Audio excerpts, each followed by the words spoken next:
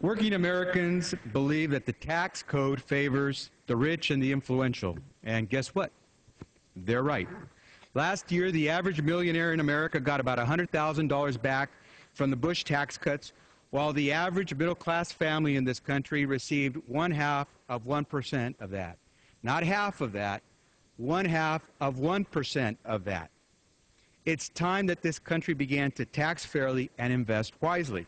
Republicans are holding these tax cuts for the middle class hostage, demanding an extra tax cut of $700 billion worth of bailout for millionaires and billionaires, all of which Republicans would not pay for, which means that once again we'd have to go to China and a lot of other countries to borrow, since right now the government is running a deficit.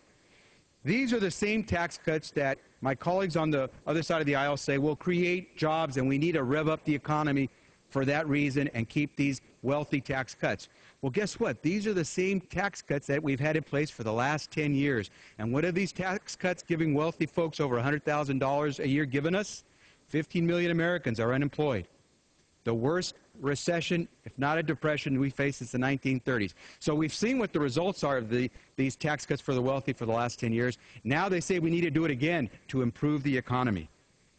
It's time that this country acted sanely. It's time that we focused our attention on the middle class.